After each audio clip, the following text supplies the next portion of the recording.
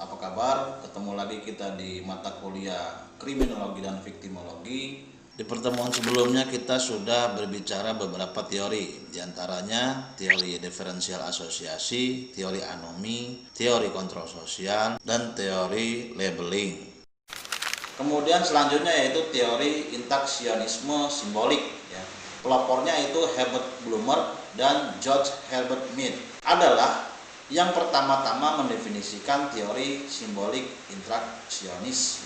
Blumer mengutarakan tentang 3 prinsip utama intaksionisme simbolik, yaitu pemaknaan atau meaning, bahasa atau language, dan pemikiran atau thought.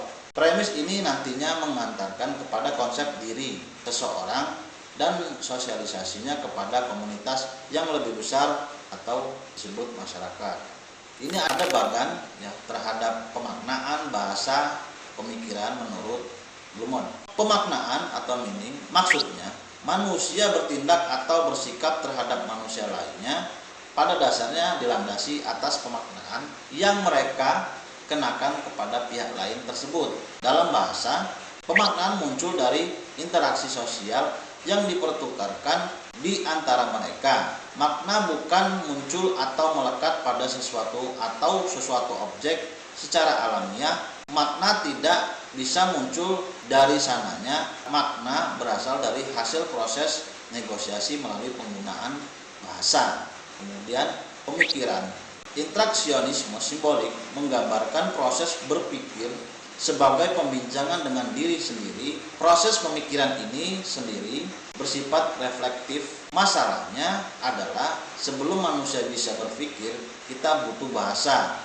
Kita perlu untuk dapat berkomunikasi secara simbolik. Nah, itu adalah teori intaksionis simbolik. Teori selanjutnya itu teori subculture. Pada dasarnya, teori subculture menjelaskan bentuk kenakalan remaja serta perkembangan berbagai tipe geng. Teori ini muncul tahun 1950-an. Dengan bangkitnya perilaku konsumtif kelas menengah Amerika di bidang pendidikan, para kelas menengah mengharapkan pendidikan universitas bagi anak-anak mereka. Kemudian, dalam bidang iptek, keberhasilan Uni Soviet mengorbitkan satelit pertamanya akhirnya berpengaruh besar dalam sistem pendidikan di Amerika Serikat. Di sisi lain, munculnya urbanisasi yang membuat daerah pusat kota menjadi kacau balau, dan hal ini merupakan problem perkotaan, sehingga kenakalan adalah problem kelas bawah serta geng adalah bentuk paling nyata dari pelanggaran tersebut. Teori subculture sebenarnya dipengaruhi kondisi intelektual atau intellectual heritage aliran Chicago, konsep anomi Robert Kimerton dan Solomon Kobrin yang melakukan pengujian terhadap hubungan antara geng jalanan dengan laki-laki yang berasal dari komunitas kelas bawah atau lower class. Dalam perpustakaan kriminologi ada 2 teori subculture, yaitu teori delinquent subculture, yaitu perilaku menyimpang di kalangan remaja karena ketidakpuasan terhadap norma dan nilai kelompok kelas menengah yang mendominasi kultur.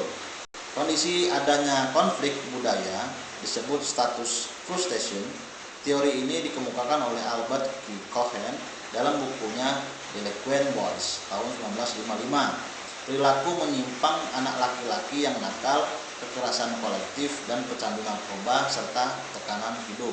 Yang kedua yaitu teori differential opportunity atau perbedaan kesempatan, dikemukakan oleh Richard E. Calvert dan Lloyd L. Ohlin dalam bukunya Delinquency and Opportunity. Mempertajam teori anomi yang mengatakan adanya kesempatan tidak sah. Kemudian Cloward and Ohlin mengemukakan 3 tipe geng kenakalan subculture, yaitu criminal subculture, fetish subculture, conflict subculture. Criminal subculture, bila mana masyarakat secara penuh berintegrasi, geng akan berlaku sebagai kelompok para remaja yang belajar dari orang dewasa. Aspek itu berkorelasi dengan organisasi kriminal. Criminal subculture menekankan aktivitas yang menghasilkan keuntungan materi, uang atau harta benda, dan berusaha menghindari penggunaan kekerasan. Yang kedua, retreatist subculture, di mana remaja tidak memiliki struktur kesempatan dan lebih banyak melakukan perilaku menyimpang, contohnya mabuk-mabukan, penyalahgunaan narkoba, dan sebagainya. Kemudian yang ketiga, konflik subculture, terdapat suatu masyarakat yang tidak berintegrasi sehingga suatu organisasi menjadi lemah. Game subculture demikian ini cenderung memperlihatkan perilaku yang bebas. Ciri khas geng ini seperti adanya kekerasan, perampasan harta benda, dan perilaku penyimpangan lainnya. Nah, ini adalah contoh gambaran yang terjadi di tahun 1950-an di Amerika Serikat, di mana terdapat beberapa lapisan geng. Di situ ada criminal subculture, ada racist subculture, dan konflik subculture. Ada yang memang secara bebas untuk mencuri, mengambil harta benda, tidak melakukan kekerasan.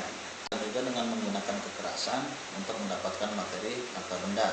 Dan ada juga yang memang hidup bebas, senang-senang untuk terhadap dirinya, untuk mabuk-mabukan, narkoba, dan selain sebagainya. Itulah yang terjadi di tahun 1950-an di Amerika Serikat, sehingga muncullah teori subculture.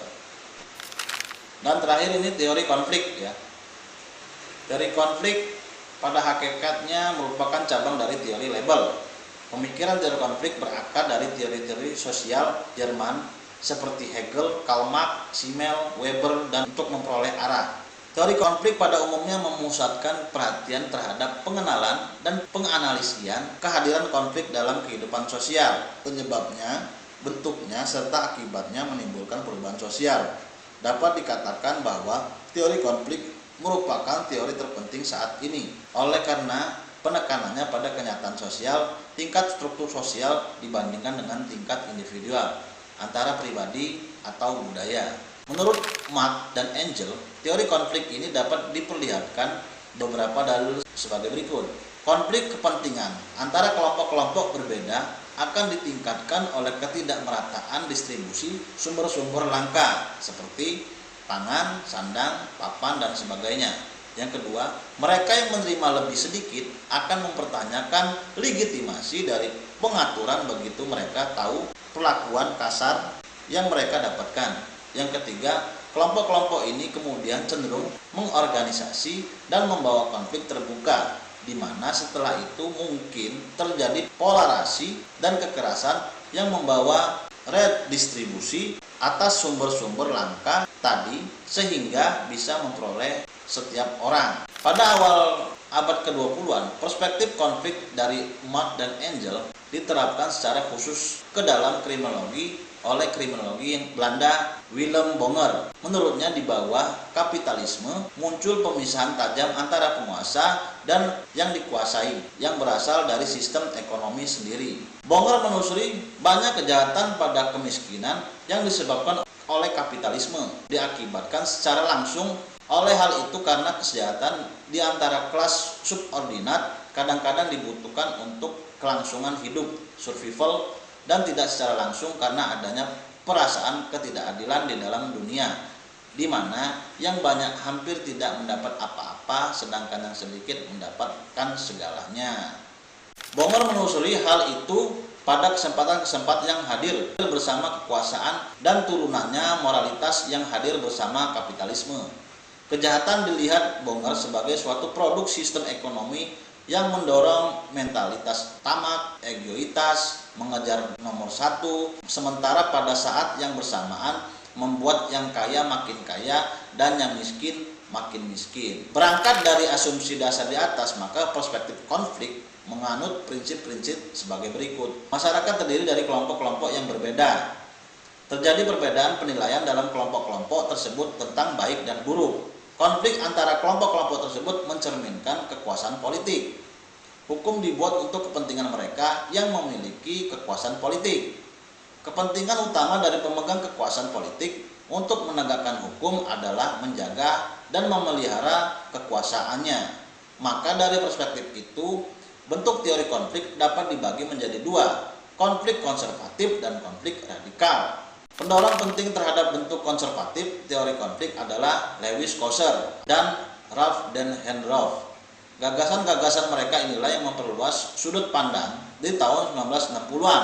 Sementara itu, Meningkatnya radikalisme kaum akademis secara umum menghidupkan lagi kepentingan teori Marx, dan beberapa teoritis mulai memaknai teori Marxis terhadap kejahatan dan struktur legal. Dalam teori konflik, perilaku menyimpang didefinisikan untuk kelompok berkuasa dalam masyarakat untuk kepentingan mereka sendiri. Dua tokoh teori konflik yang mengilustrasikan karakteristik bentuk konflik adalah George B. Fowle dan Austin T. Fowle. George B. Fowle adalah orang pertama yang menghubungkan teori konflik dengan kriminologi. Menurut George, individu-individu terkait bersama dalam kelompok karena social animals dengan kebutuhan-kebutuhan yang sebaliknya dipenuhi melalui tindakan kolektif. Fowle juga menegaskan bahwa keseluruhan proses perbuatan hukum dan kontrol hukum merupakan suatu cermin langsung dari konflik antar kelompok-kelompok kepentingan. Semua mencoba menjadikan hukum-hukum disahkan untuk keuntungan mereka dan untuk mendapatkan kontrol atas kekuasaan kepolisian negara. Menyimpulkan dari beberapa premis dasar teori konflik bahwa kejahatan merupakan produk kekuasaan politik dalam masyarakat yang heterogen. Menurut Austin T. Fowle, persaingan kelompok-kelompok kepentingan mempengaruhi pembuatan peraturan-peraturan untuk kepentingan kelompoknya. Ketertiban masyarakat merupakan hasil dari kekuasaan kelompok tertentu untuk mengontrol masyarakat itu sendiri. Kontrol ini adalah pemaksaan dari penempatan nilai-nilai ke dalam hukum dan kemudian adanya kekuasaan untuk menegakkan hukum. Nah, itu adalah beberapa teori-teori dalam kriminologi. Demikianlah perkuliahan kali ini, kita akhiri, saya tutup. Assalamualaikum warahmatullahi wabarakatuh. Terima kasih.